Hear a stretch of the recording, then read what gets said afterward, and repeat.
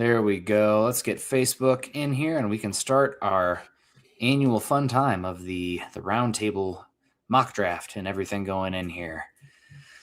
Got wheels spinning 1 and 2. All right. Welcome in. Happy draft week. I am Nick Kendell, joined by Carl Dumler, as well as Erick Trickel and Lance Sanderson. This is the Dove Valley for breakfast builders, Broncos. We're all of us here. We're having a good time. Scott's in the background too.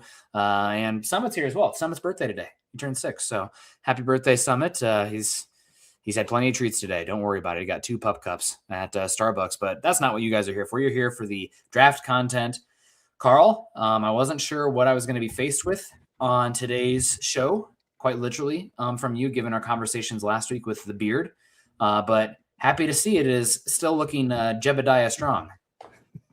So my wife told me I get to keep it until after my birthday. Okay. So I've got just a little over a week left that I get to keep it, and then I get to trim it down.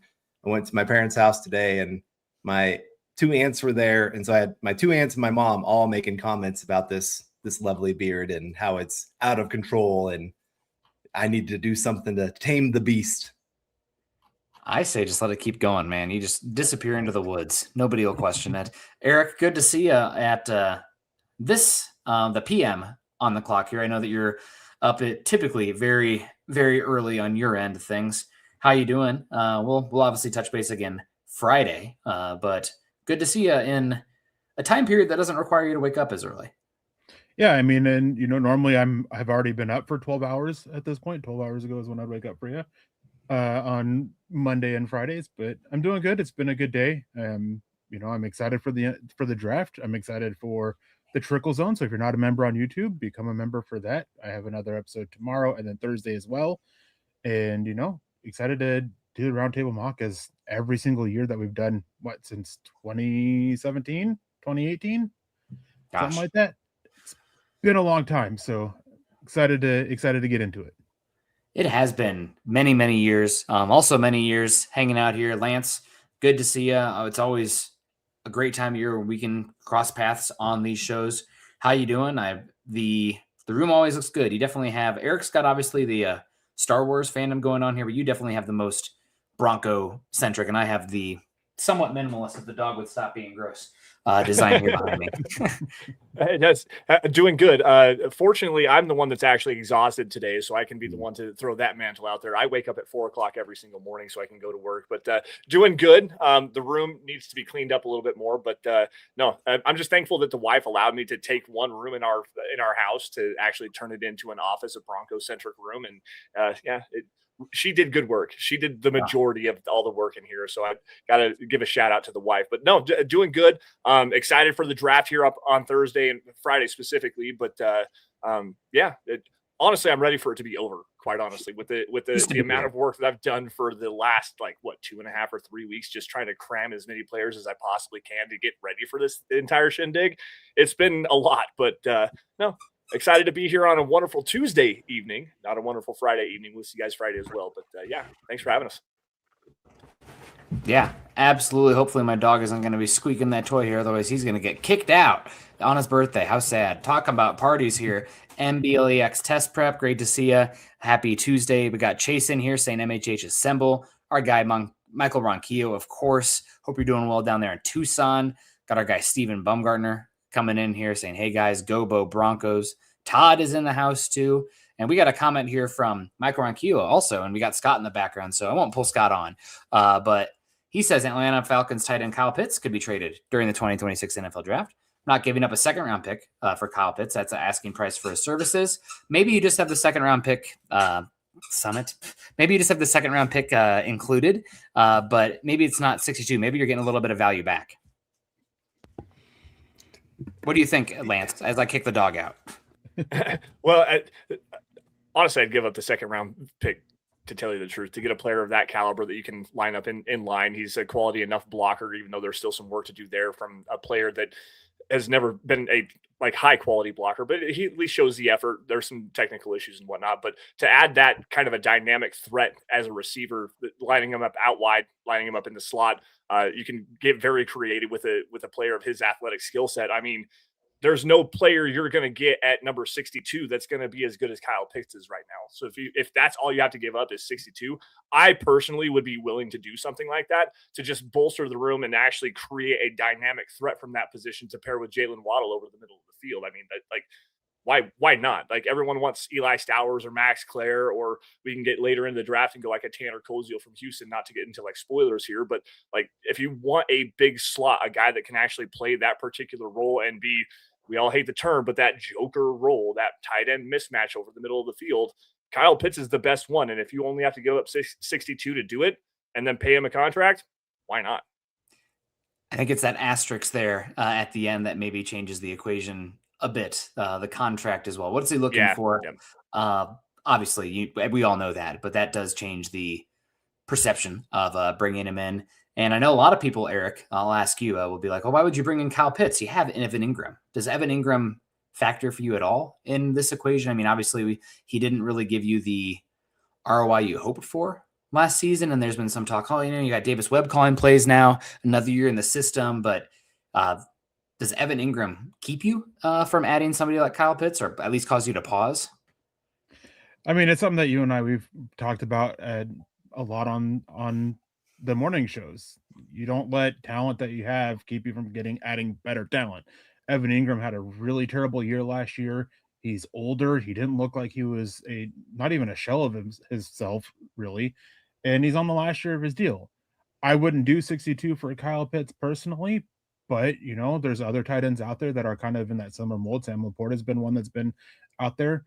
I wouldn't let Evan Ingram keep me from making a move to add another tight end, even if they are a big slot tight end, because of what he is at this point in his career. And the fact is, again, 1 year left on his deal. You don't pass up talent for 1 year of Evan Ingram at what he gave you last year. Yeah, absolutely. Kyle Pitts is still 25 years old. Extremely talented. I mean, you look at the last, 4 years, he's top 5, I think, in yards accumulated. Now he's not going to give you the blocking that you want, but he's a unicorn with the catch radius and stuff that he can do. So very interested if he was available, and he's probably better than anything you get 62, but it's the caveat again of the contract. No caveat attached on this one. Shannon Mills, 2217. We're going to read the entire thing for the 99.99 super chat from a Mile High Huddle member at that. Coming on here, Big Red says, hey, Nick, Carl, Eric, and Lance, and Scott. Happy birthday, Summit. Yeah, he got evicted to go have a birthday outdoor. You're squeaking that too much. Says, looking forward to the roundtable mock and the draft this week. Go Broncos. Yeah, me too. And especially with support coming in from folks like you, Shannon. So really do appreciate that, and glad you're here. I mean, I don't want to say that, I have no ethics or morals, but like when you give a 99 super chat and there's like a tie going on in the chat, if Shannon comes in and says, I want this player, I might be inclined to at least, consider that a little bit more. Good to see you, Shannon. Really do appreciate you coming in and saying hello. I want to say hello to some more folks in here. Got our guy Mile High Dutchie, Albert Knoppers, saying he wants tight end, offensive tackle, linebacker, and running back. Carl, I think we've talked about this a good bit. And I think I sent it to Scott earlier because we've had some offensive tackles chat with the Falcons, McGarry retiring, and given they might be looking for a quarterback next year, you don't want to have an offensive tackle issue the same time that you need a quarterback.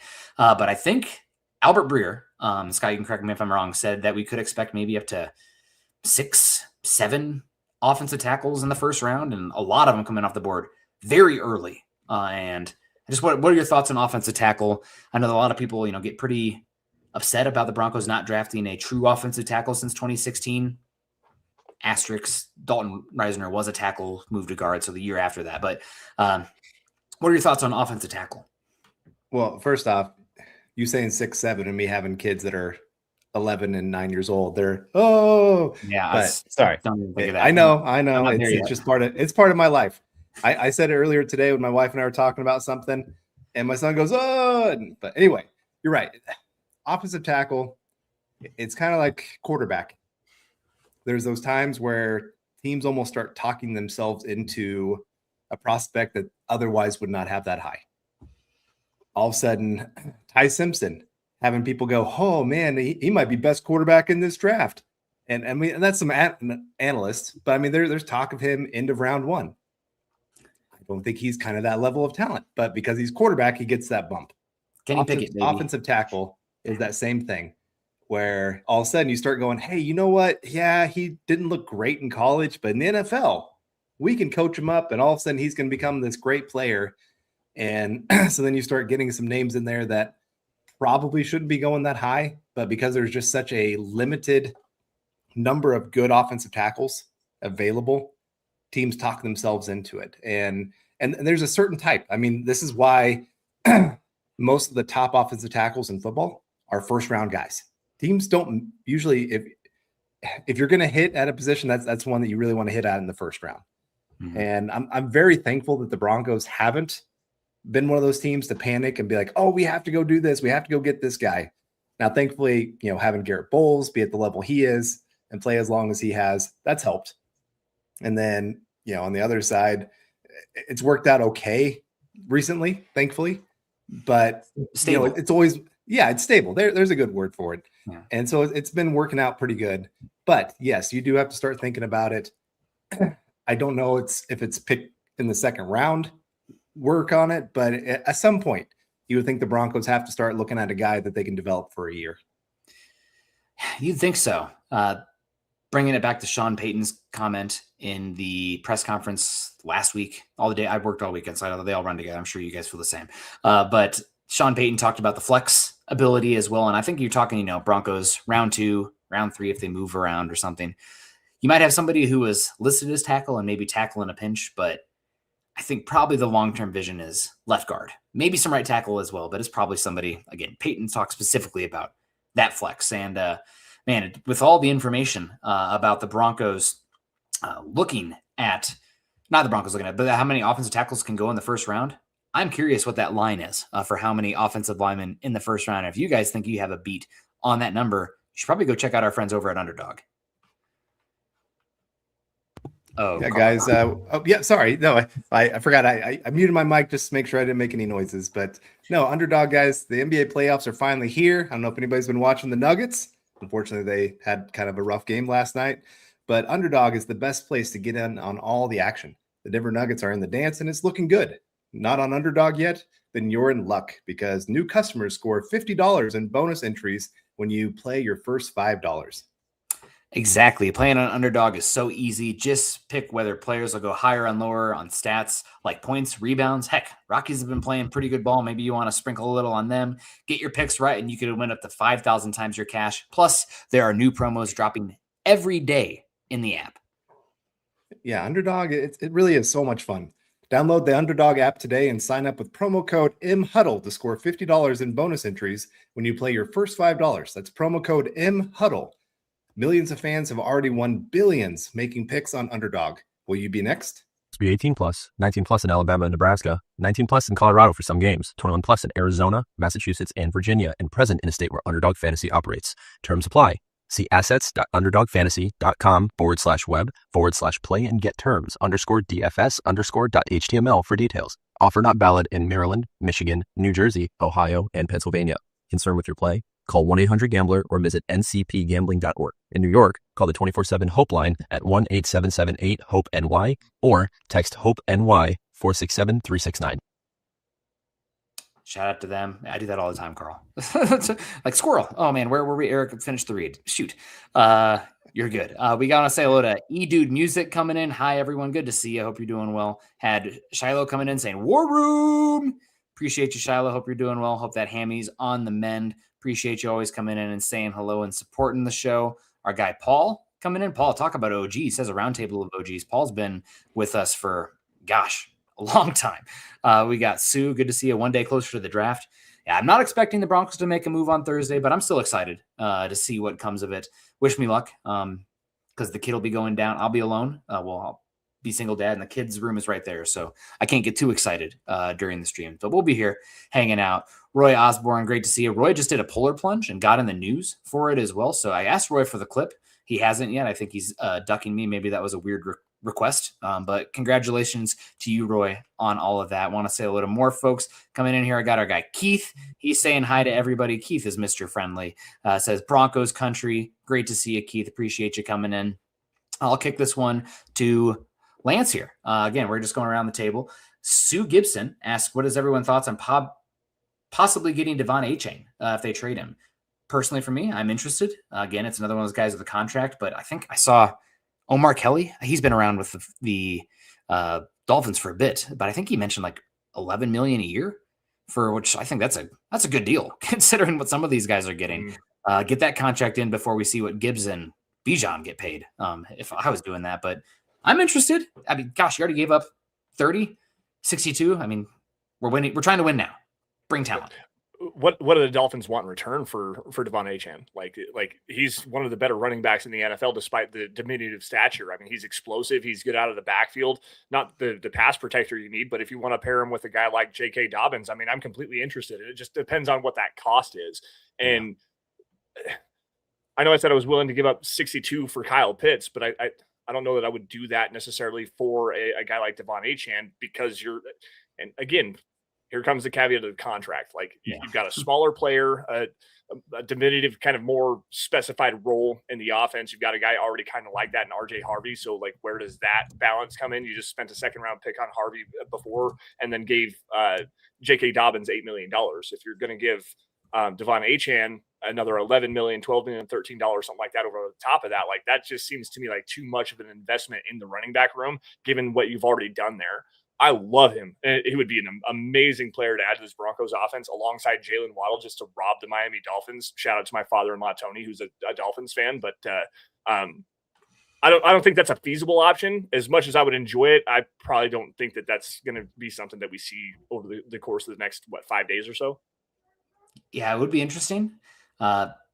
Mentioned too much of the investment in the running back room. Eric, what do you think about potentially either involving somebody like RJ Harvey in the trade, or spinning RJ Harvey after making that move? Now that Harvey, you should trade him, but again, Achane is 23, 24, and you have a chance to recoup some capital as well, because maybe a little bit redundant, but Achane is obviously more explosive as a running back and just brings more dynamism overall.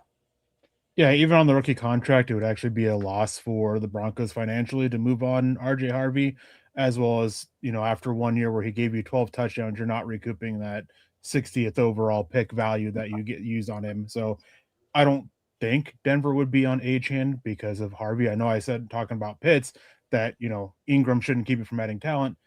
It's a little bit of a slightly different conversation with Harvey because of the 60th pick that you've invested in him, being on a rookie contract, still being relatively young and new to the NFL. So I don't see Achane as a possibility. And if it did happen, I doubt they would move Harvey. I think they would probably look at having Harvey and Achane as their future duo after a year of J.K. Dobbins, if he manages to stay healthy and gets that second year.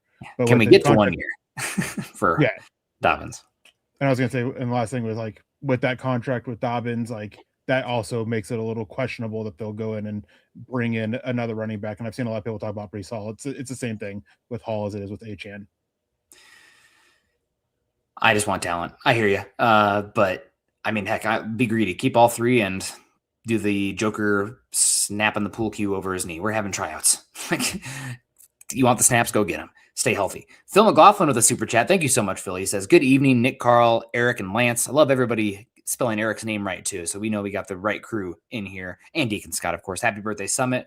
What are the odds we move back? Oh, man, I've given Eric all these odds questions.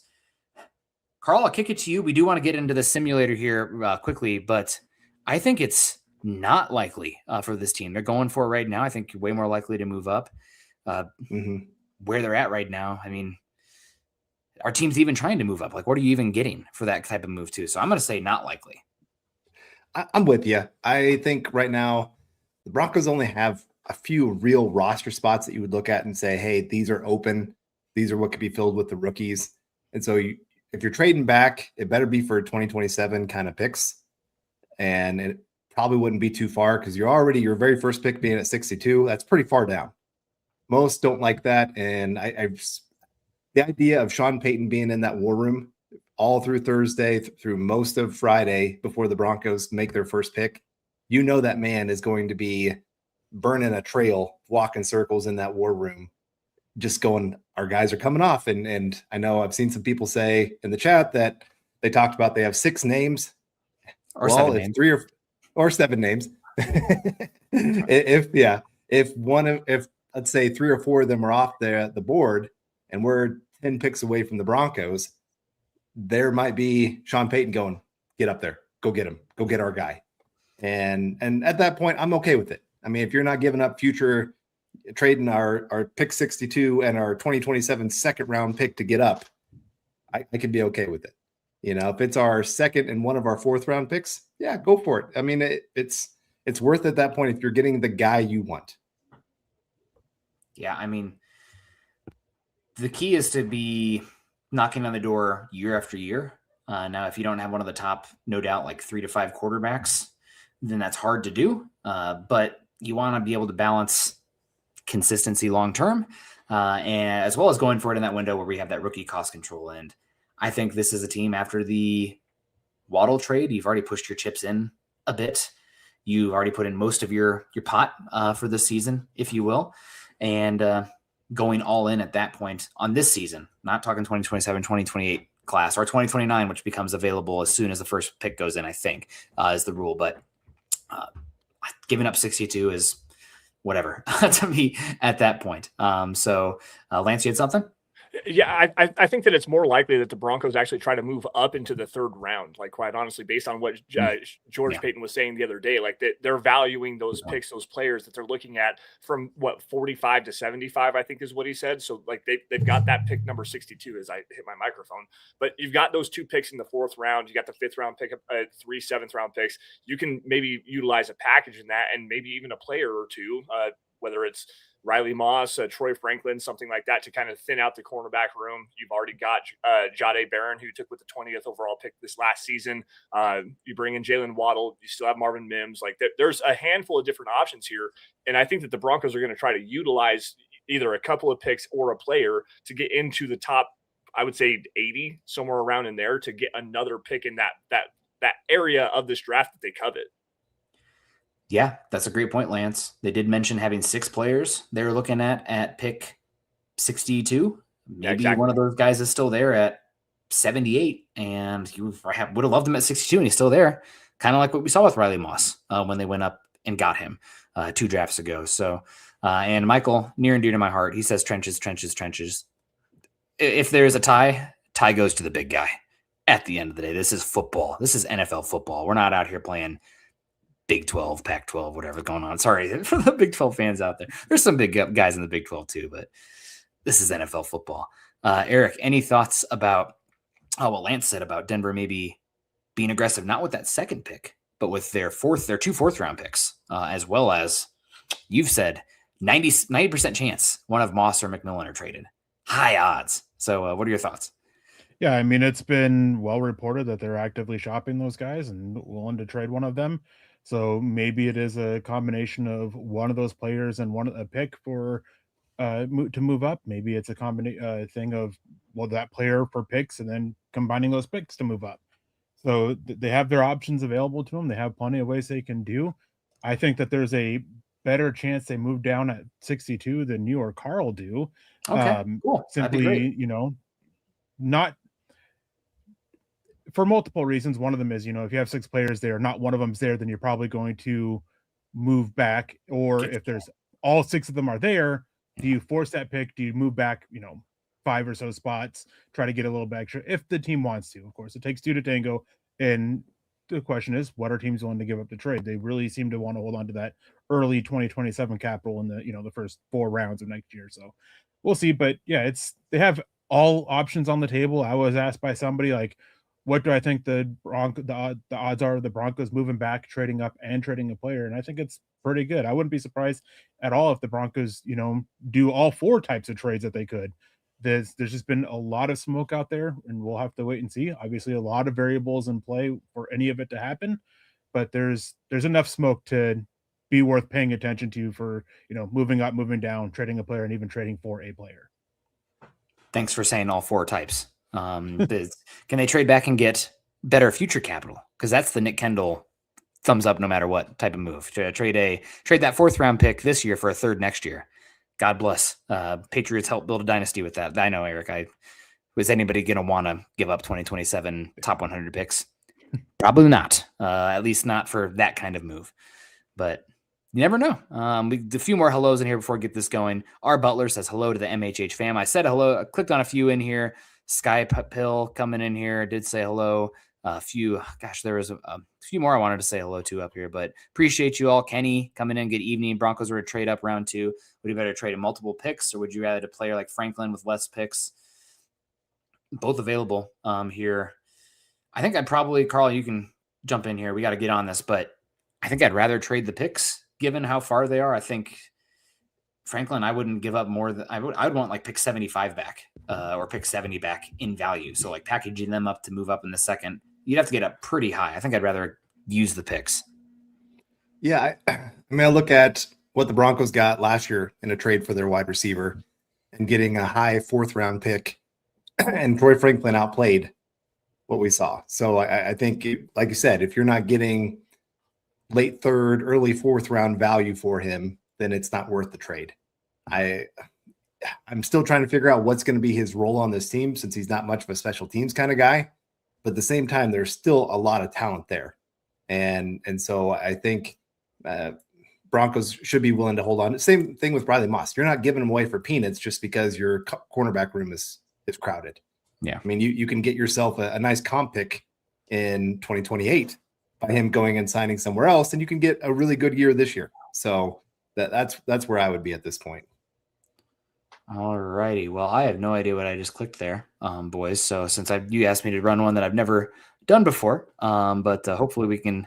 There it is. Draft. Is that the one? Yes. Thank God. Yep. Okay. Zoomed in. No panic. Kyle, good to see you too. Says, sorry to box out Lance and Eric here, but Kyle says next year will be a slightly more difficult schedule. That being said, I believe Davis Webb can get the offense clicking. We'll be going far in the playoffs. Hope to hear your opinions on that, Kyle. I'm going to give a really short one here, and I'll answer for everybody. Bo Nix, second half of the year Buffalo game. Can that be baseline? The Chiefs game on? Can you stay healthy? The big 2, baby. Quarterback and health. So thank you, Kyle, for joining us. Thanks, everybody. George Fox in here as well. Michael says, don't get mad at the safety pick at 62. It sounds like the guy that I love, based on what one of Lance's contacts, one of my favorite players will be long gone, but he's been there in the simulators. So let's get it going. I had it go pretty fast. I guess it's not as fast as I'd hope, but we can talk while it's moving here. Good to see George in here. Appreciate everyone. Make sure you're clicking the thumbs up, like, subscribe, share, all that stuff. Following Carl, Lance, myself, Scott for all of this. So we're sitting here now. It's going to be pick 62. They're suggesting Josiah Trotter on the board here. We got 4 trade offers as well. Keontae Scott is really interesting. Kalen Rutledge kind of jumps out to me here a little bit as well. Max Clare, good player. Obviously, I have this screen up and not you guys, so I'm going to kick it off to my morning host first here. Eric, your thoughts, and also if you want me to click on the trades, let me know. Yeah, I mean, having done the morning shows, you should know right where I'm at. It's been a guy that I've been on since January, and that's Keelan Rutledge. He is a guy that he gives you the option to start at left guard this year, which you can then save money that you can use during the season or even roll over into next year where the Broncos are in a little bit tighter spot cap-wise by moving on from Ben Powers or even trying to trade Ben Powers and explore that market. He can give you an instant starter. The biggest question that I have heard with him is, can he flip sides? And I've heard mixed comments on that. At the Senior Bowl, he did some work on the left side, and some were pleasantly surprised, and others walked away, a little bit more concerned. Goes to show, like I say a lot, that 10 people can watch the same player and come out with 10 different players or 10 different opinions. And Keelan Rutledge, I mean, he has that mentality. The fact that the Senior Bowl, he had to be told by coaches to tone it down. I mean, he just wants to own the line of scrimmage every single snap, even in practice. It's Keelan Rutledge, like, for me. And I don't think in my opinion, there's no discussion for anybody else.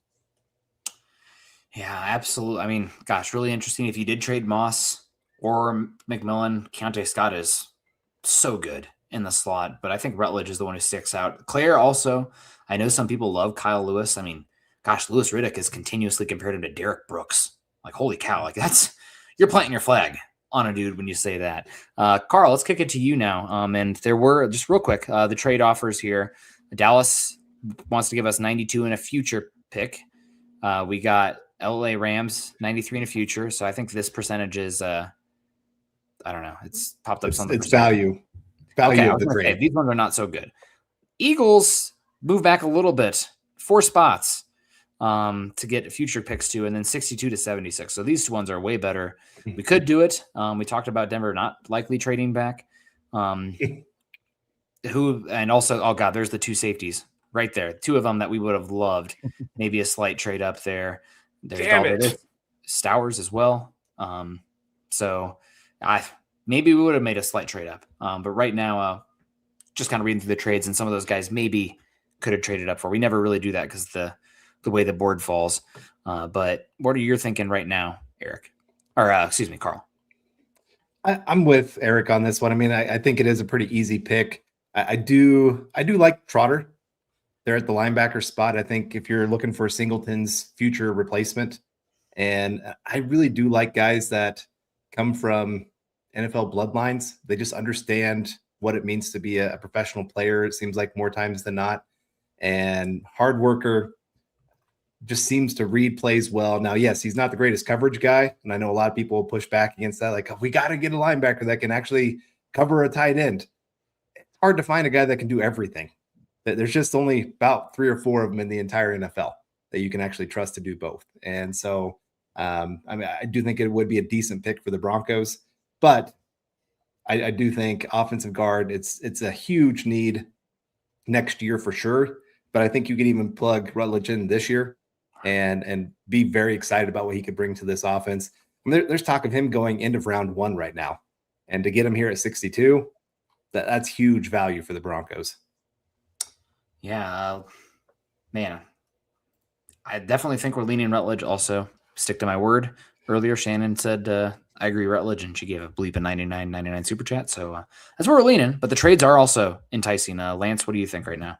Well, I'm going to lean the same way as Carl and Eric here, and Keelan Rutledge. Like when I watched him, despite him playing right guard only, I mean, we've already seen the versatility of a Quinn Miners, who I believe played left guard at Wisconsin Whitewater. They plugged him in at right guard. He also has the versatility to play center. So if nothing else, if Rutledge can't play right guard or left guard, you move Miners to left guard and you still have a high quality player. I mean, yeah, he's an all pro at right guard, but if you can insert a player that's going to be an ass kicker in the running game and also a high quality pass protector, that makes a lot of sense. I just want to piggyback off of something that Carl said about Josiah Trotter and the NFL bloodlines and him being kind of inexperienced, but still showing that ability to play at the NFL level. He's only 21 years old. He just turned 21, I believe, like 2 or 3 days ago. So there's still some growth in the potential of him. He sees it so well in terms of like keying downhill. There might be some development in terms of a coverage player here. I think it's those 2 players, Rutledge or Trotter, for me. Interesting. Did want to kick it here. I think right now we are very much leaning Rutledge. Eric, did you want to risk it for a potential trade back? Question number 1. And the other question was, how much did it hurt seeing Halsey go right there? If Halsey was on the board, are we having a different conversation? Because I know that he's was my dude. Somebody you love too. And Lance also. That's my dude. Can you show the trades again real quick? There was one that I thought might be that Philadelphia one. Move back 4 spots. 4 spots, get a future pick. Because like if Rutledge is there, that is hard to pass up. But getting that future pick, it's going to be a 2027 pick. Being able to do that and still having the possibility of Claire, not my favorite guy, but I understand the need for Denver, or Trotter. I'm really low on Trotter, but I get the thought behind it. I would be more than fine taking that Philadelphia trade. Is it worth the risk? I guess the question is, do we like enough of, there's Mike Washington also down here a bit, 82. The board wouldn't like that. Derek Moore, I mean, interesting player. Probably can't. Keontae Scott. The way I lean, I don't think moving back 4 spots is going to get you more than, a future 6? Maybe, right? Is that maybe a 5th, 6th? I think I like Rutledge enough standing out here on his own tier that I don't mess with it. I wish they showed us what they're offering us, like a future 3rd, God bless, we'll take it. But it just says future. So right now I'm leaning Rutledge. Chat, thinking Rutledge as well, needs some nastiness, says Storm Blessed. What did our guy Michael say earlier, if I can find it here? Can I provide an argument for the trade back with it? Yes. Yeah, please do. Yep. Rutledge also had a really bad car accident in spring 2024. And there are some concerns. There's a part of that. That's part of the reason why, he's being talked about as a first round pick. There's also talk about him sliding into the third, fourth round because of some concerns about the foot in particular that he, from that car crash on, I believe it was his left foot, that he suffered a lot of damage on. And when you actually see his leg, you can see some of that scarring from the car accident. There is some serious concern with that. Wow. Even for if it's a future fifth or a future sixth, I still would be fine with it. Just because of the medicals being enough of a thing. And if you click on the pencil on it, it might show you what the edit symbol, it might show you what the future offer is if it's to counter it. I don't see it. Just it comes up with oh wait, no, it's over here. I don't see it. Okay. It just says 68.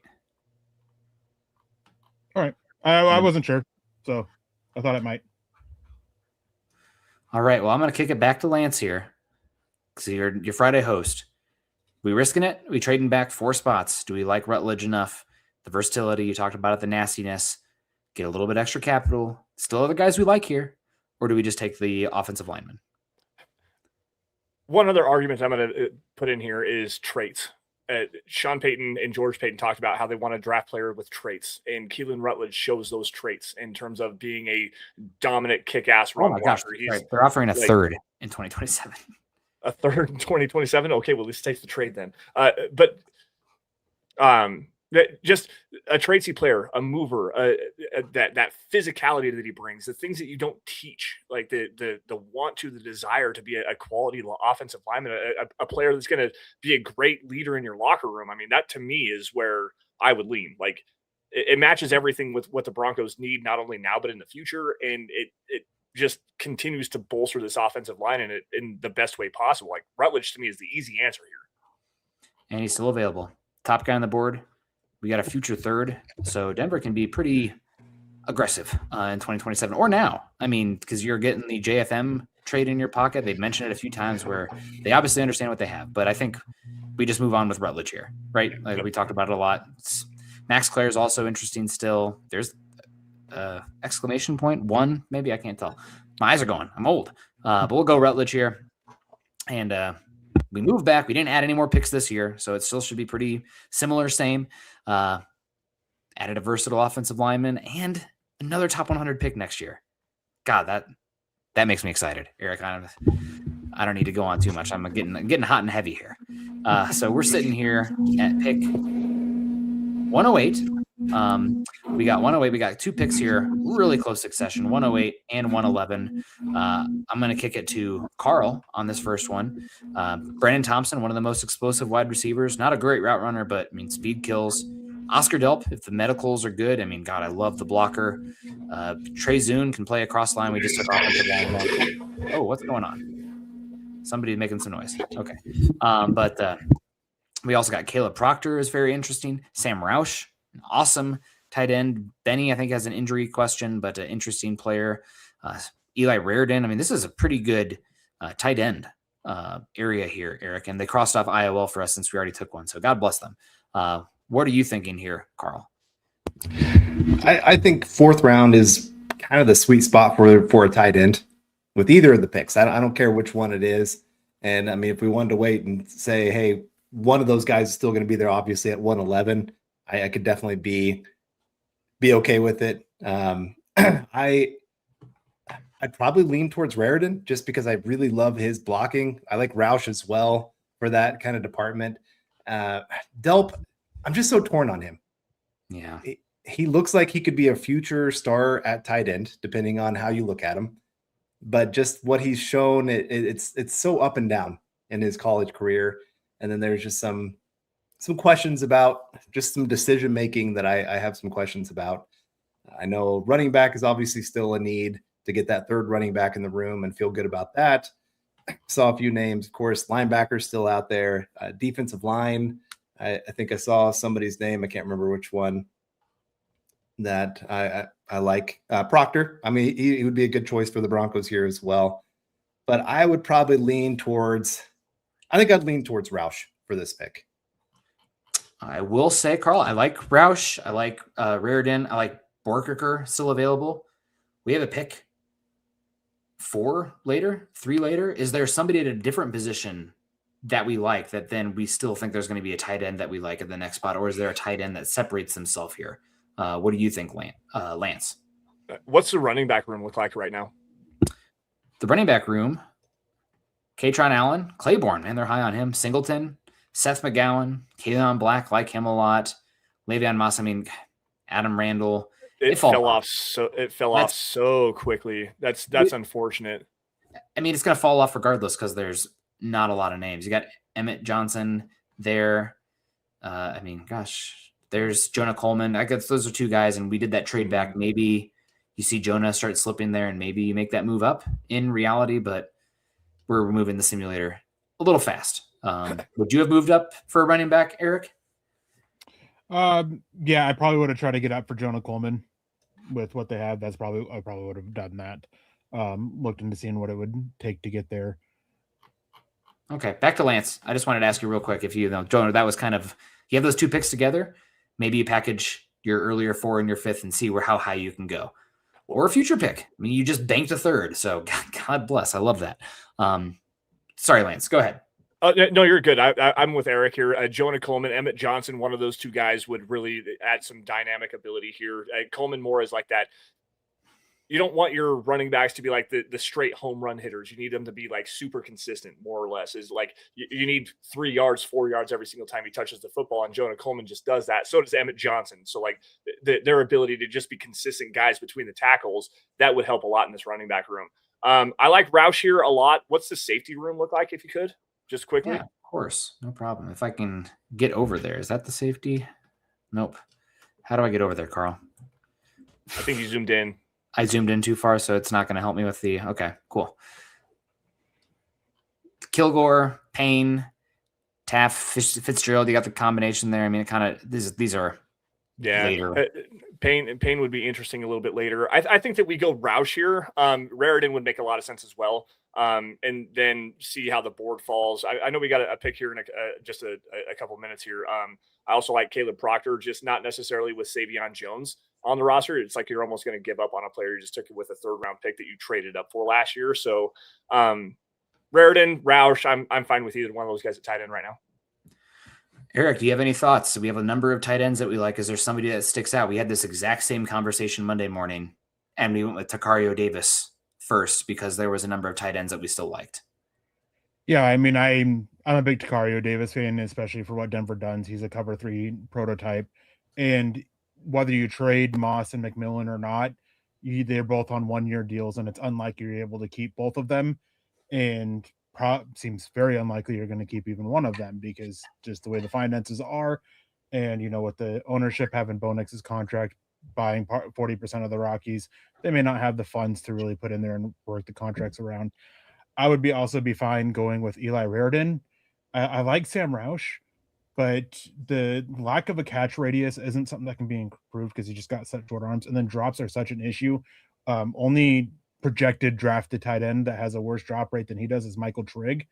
So it's tough. I wouldn't mind going Raritan and possibly getting one of the blocking tight ends later. Like maybe, I doubt it, but maybe Nick Borkercher falls to 170, or not nearly as athletic or anything, but Kitzelman is a very good blocker. DJ Rogers out of TCU. There's some later blocking options there, but I wouldn't mind Raritan or Takario Davis here. And I'd be fine with Sam Roush as well. Man, we're kind of at a consensus. So I'm just going to need a name from everybody here. So, Carl, we'll just go straight down. Name. Who is it? I'll go Raritan. I think that's the guy I actually like the most of the tight ends. All right, Raritan for him. Lance? I'll go Raritan as well. I think there's some inline versatility. You can line him up in the backfield as an H-back. He can, I think his best role is a split out like a big slot player early, and you work on developing that blocking prowess. So Raritan is probably the guy I would go here as well. All right. And Eric, Raritan? We're still at 108, right? Yeah. Yeah. We're going to go quick, though. It's okay. We're good. Yeah. The last one's... Well, I was going to say is we could even have the conversation of, because of what type of tight ends they are, of Raritan and Roush at these 2 picks. Mm-hmm. But I'd go Raritan here. Okay. I mean, gosh, that's one of my guys in this class, so I'm not going to fight you too hard. The one thing that we do have to say, medicals for him. Yeah. Obviously, production has not been high, but medicals are big for him. Also, he's from the state of Iowa, didn't choose to go to the University of Iowa. So, like, decision making, maybe not the best. I think he's a legacy at Notre Dame. Decision making is at an all-time high. It's As a tight end? high. Oh, okay. All right. We'll move forward here. We're on the clock again. We got to go a little quicker here. We still got Takario Davis as an option. Rashawn Benny. I know Eric mentioned the injuries with him as well. Heck, I mean, gosh, we could go tight end again, as you mentioned. That's something that teams do all the time. 4th round, you want to, I mean, Nate Atkins, God bless you. Good luck. Where is it? Kroll, good luck. Wherever you're at, good luck. Whoever wants to go on the practice squad or signed elsewhere. Just to move it along here, we're going to definitely move it along in the next few ones here. Lance, anybody who stands out here. I can check positions too. It's the same guys. Got Takario Davis is interesting. Haven't gone defensive line yet. Proctor's there. Benny, definitely interesting. Linebacker. I mean, we've talked about edge players are available. Elliott. There's an edge player I like in this particular range, at least on my board, but I'm not sure how this simulator works out. He's gone by now. This is Jayshawn Barham, the edge from Michigan, is a player I really like here. I do like Takario Davis a lot. He's a little bit stiff in terms of like turn and run. I think his teammate Ephesians Prysock is a little bit better in that aspect, but you want to talk about long, 6'4", 215 pounds, like 33.5-inch arms. Like that's a player here. And if you're going to move on from Riley Moss, Takario Davis is definitely an option there. Yeah. Carl, I'll kick it to you. What do you think? Hey, sorry, I'm trying to get my mic worked on here, so give me a second. You get okay. I keep talking, Carl. Is it working okay now? I think I can maybe turn you down a little bit. We're messing with it, but I think you're better. Keep going. Okay. Well, hopefully then we're fine. We had this problem last year. I don't know why NFL draft my mic just gets as excited as I do, I guess, is what happens.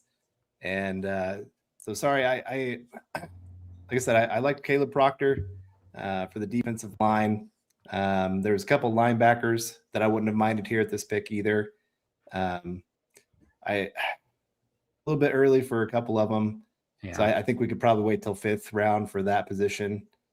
And I'm trying to think of some other names here that I really do enjoy. Corleone is fun. There's the big running backs. You got both of them from Penn State still available. And that probably would be the direction I would go. Talking Katron? I think I would lean towards Katron. Singleton, he's just so hit and miss. Yeah. We already got a running back like that.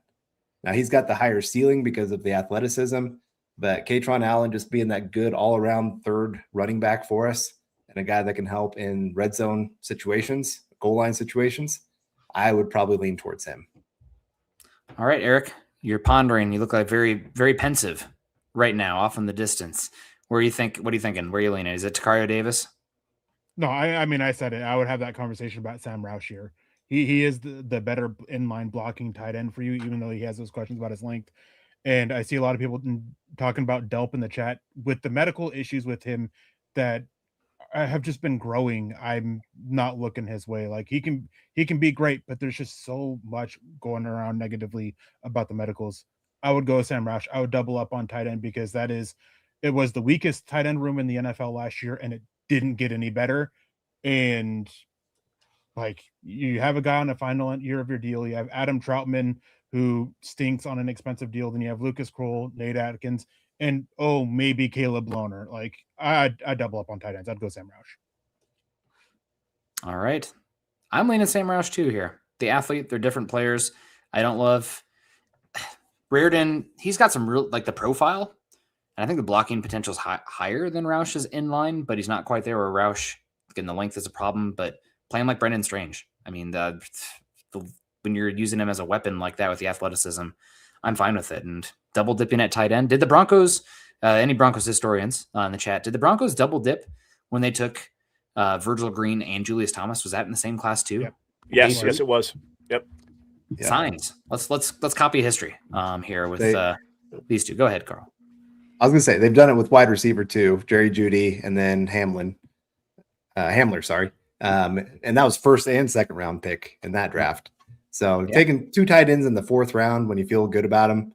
And like I said, if there's any room that you can vastly improve through the draft, it would be the tight end room.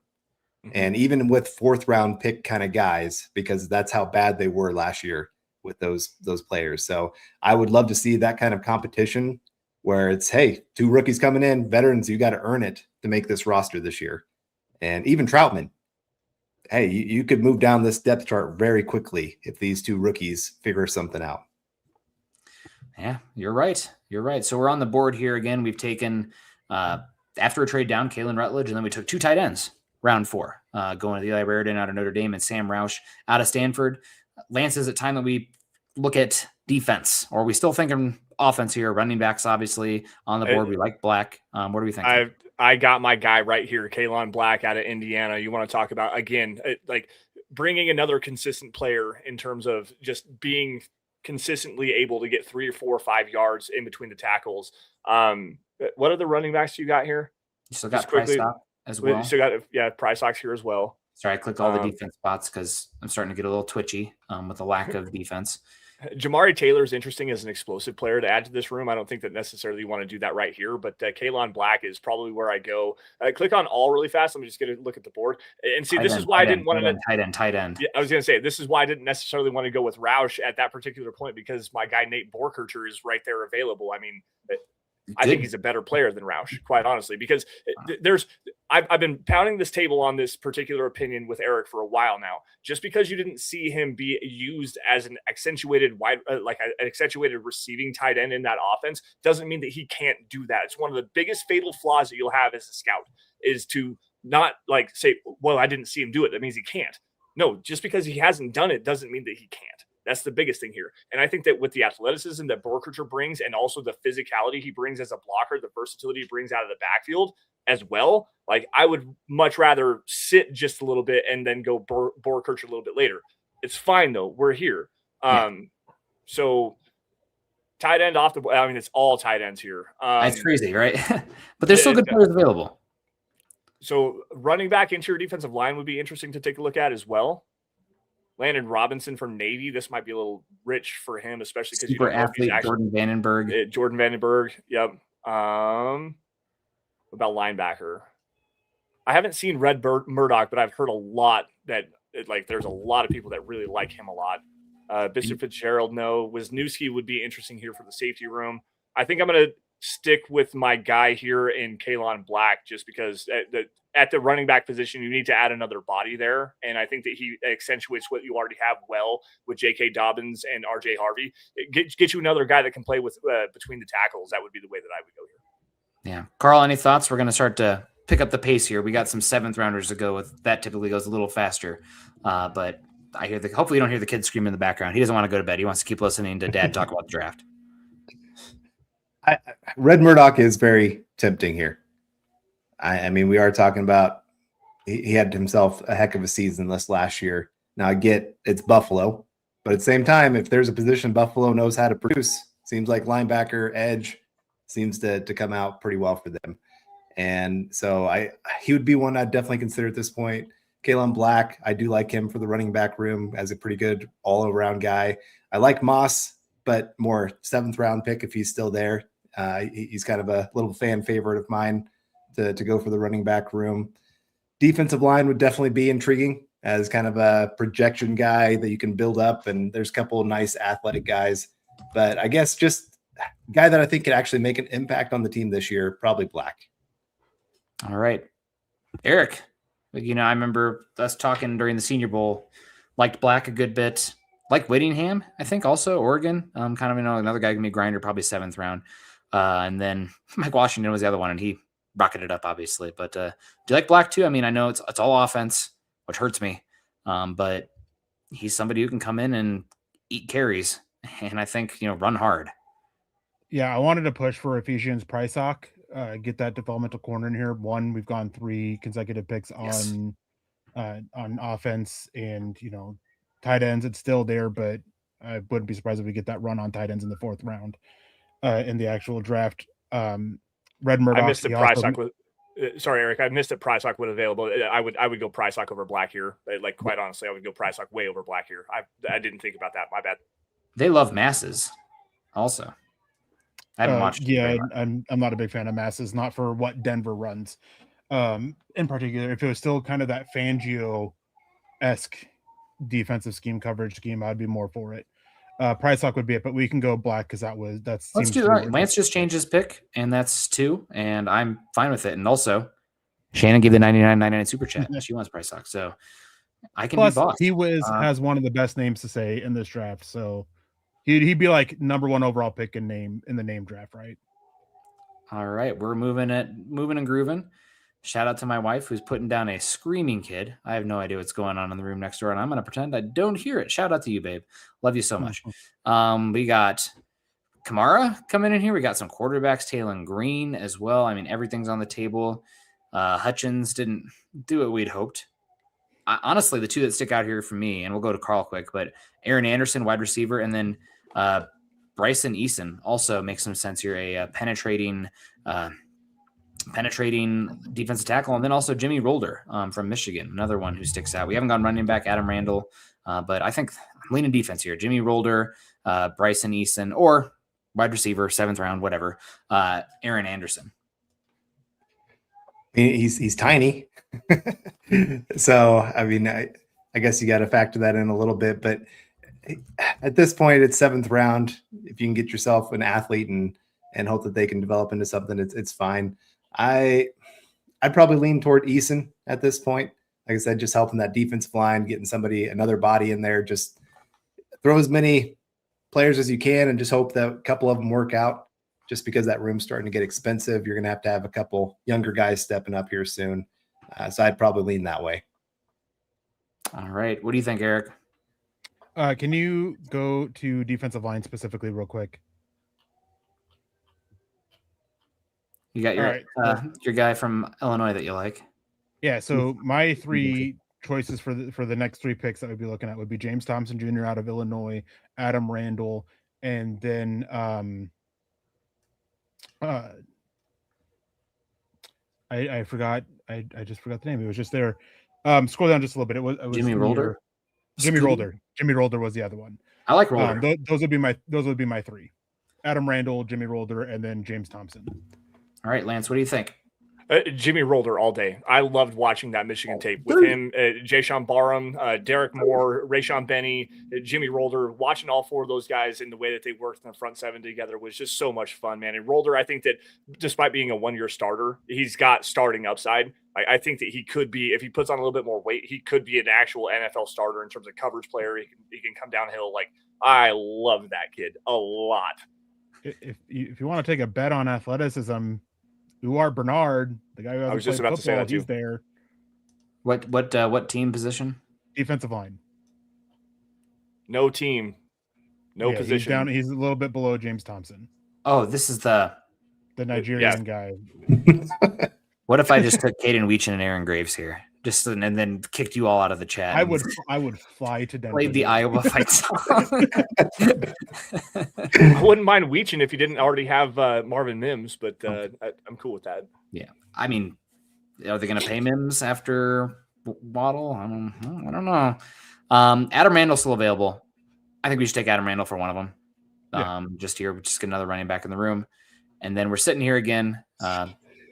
Anything is available, obviously.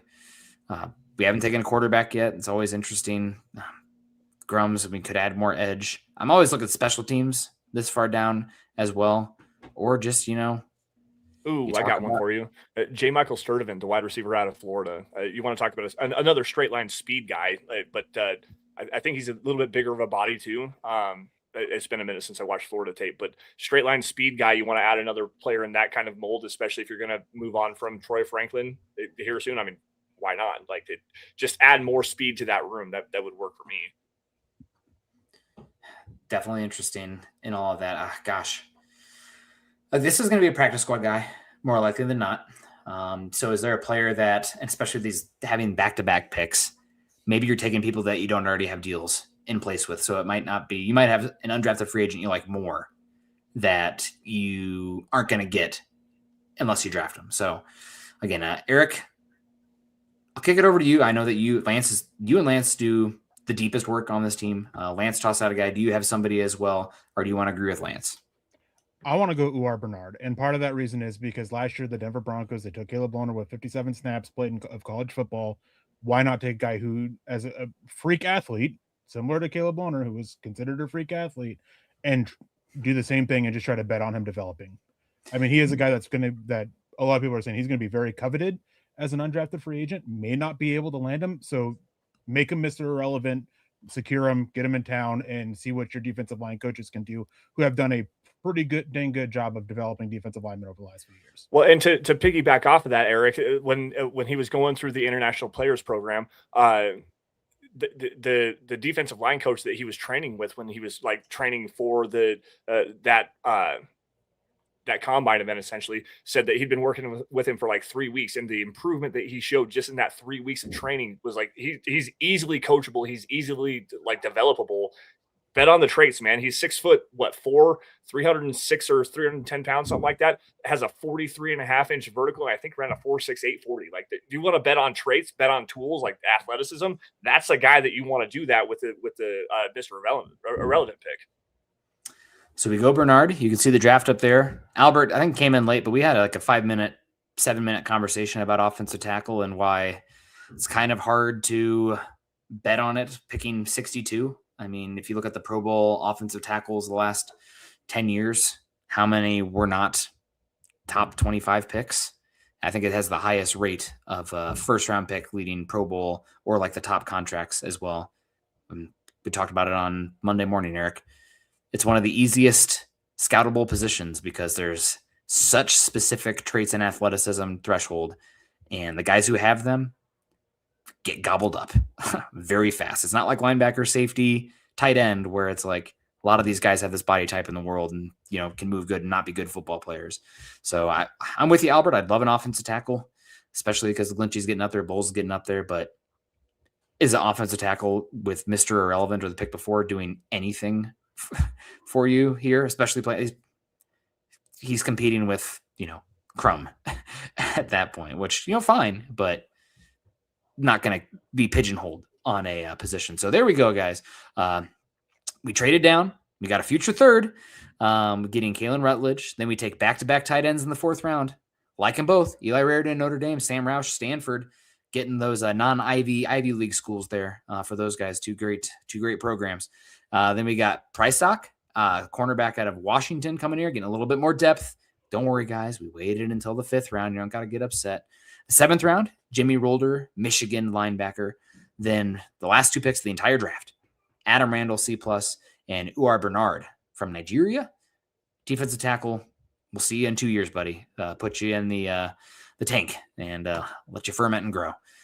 Fun time, guys. I mean, we hit it pretty much right on time as well. Didn't think we took too long or anything. A good flow. Chat, great as well. Give you 60 seconds here, 30 seconds. Carl, final thoughts? I mean, I'm shocked they gave Rutledge a B grade. Just the idea that he's there at 68 and getting that kind of value is funny. But and then giving both of our tight ends A- grades, having back-to-back tight ends. But I like that. You've got Rutledge that could start this year, 2 tight ends that could make an actual impact this year, and then some special teams guys. So I think this is an actual draft where even as hard as it is to find guys that can make an impact on this team, I think we actually did that.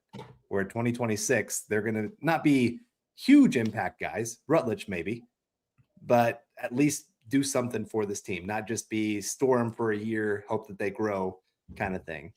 And I love the trade, getting that future 3rd round pick in 2027.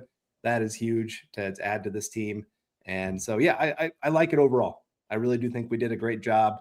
And Jimmy Rolder in the 7th round, one of my favorites. Yeah, absolutely. Everybody coming in and saying hello. Lance, quick thoughts before we wrap it up.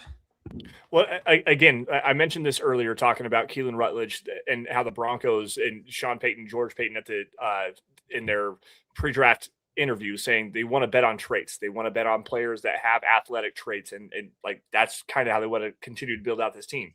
Keelan Rutledge, hell of an athlete. Eli Raridan, hell of an athlete. Sam Roush, hell of an athlete. Ephesians Prysock, height, length, speed, hell of an athlete. Jimmy Rolder, a fantastic athlete. Adam Randall, I haven't seen yet, so let me hold my comments on that. But Uar Bernard, height, weight, speed, physicality, athleticism, like you nailed everything that the Broncos wanted in terms of how they are kind of viewing this draft class. Eric and I talked about this the other night when we were talking about the 6 guys that the Broncos had at number 62 overall. Like, these are the guys that you're looking for.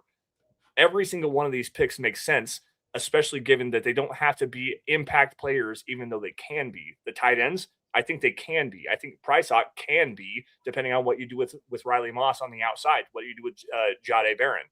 Rolder adds an athlete to your team. He can be a special teams player. He can play on the defense right away. Like, this is a solid, rock solid draft. B+, I'll accept it.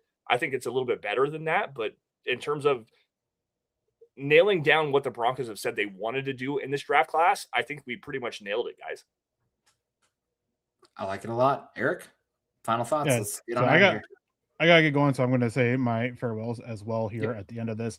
But I mean, with this, you get a possible starter in Keelan Rutledge this year. Guys who can contribute in Raritan and Roush, kind of as Carl was saying. But the thing is George Payton and Sean Payton have both talked about it. 3-year window for the NFL draft. Keelan Rutledge should be a starter within 3 years. Eli Raritan and Sam Roush, you're ideally looking at them at replacing Adam Troutman after 2 years and Evan Ingram after this year. Ephesians Price Hawk, you hope you can develop into a possible starter next year when it seems unlikely you're going to be able to retain Riley Moss. Jamie Rolder, you're looking at developing within the next couple of years to be a starter down the road. Is it going to happen? Probably not. A lot of these guys aren't there. Adam Randall can even come in and give you a little bit of an impact because of what he can do as a receiver out of the backfield. And then Uar Bernard, just a complete developmental guy, would be an international player, so he wouldn't even count against the 90-man roster once he signed. So Denver would be able to have 91 players. And then on the practice squad, which he would likely end up at, he wouldn't count against the practice squad either, which would give Denver a 17th player on the practice squad, which is something to factor in. But I do have to run. I want to say thank you, Carl and Nick, for having us on and doing the round table. Thank you to everybody in the chat. And of course, before we get out of here, if you guys are struggling mentally, please reach out to somebody. My Twitter is, you can reach out to me on Twitter, email, whatever it needs to be. Just know that if you are struggling mentally, you are loved and you are cared for, and there is a place for you in this world. So please reach out to somebody. And with that, everyone have a good night. And of course, go Broncos. Yeah, thanks, Eric. My final thoughts here, because I got to go help with the screaming kid. Love the picks, love the players. I love that trade back in that 3rd round pick in 2027. Why do I love that so much? It's not only you're giving yourself 1 next year, 2 next year, 3 next year, another 3 next year, a 4, 5, 6, 2 7s. You also got a 7 for the Devon Vele trade in 2027. That's great for the draft next season. Love that. More picks, more flexibility. You also have ammo to make a mid-season trade. Let's say J.K. Dobbins gets hurt. Breece Hall, come on down, buddy. We love you. I know with tight ends not working out, let's do it. You want another pass rusher? You want a linebacker? You have 2 3s and 2 4s. You got flexibility. You got ammo. You can be aggressive. We're not done. So thanks, everybody, for coming in here. Appreciate that. A lot of fun. Make sure you guys are following us. Again, Eric Trickel at Erick Trickel. Carl is at Carl S. Dumler, MHH. Lance is at Lance S. _MHH. I'm at Nick Kendell, MHH. I guess you can follow me too if you want. At Mile High Huddle, of course, as well. We're at facebook.com/Mile High Huddle and facebook.com/Mile High Huddle pod. Make sure you're becoming a member, all that good stuff. Number one place you can watch us, YouTube. Like, subscribe, share, all that good stuff. Appreciate everyone. Shout out to, of course, Shannon Mills of the big time 2 super chats. Thanks, guys. That was great. Well, appreciate you, Shannon. That's amazing. That's Eric left. He doesn't get this. So appreciate you coming in. And of course, also our guy, Phil. Love the positive energy. Draft week's here. Always a lot of fun. Looking forward to it. As always, guys, a big exclamation point on what the offseason is. Have a great one. Be kind. Go Broncos.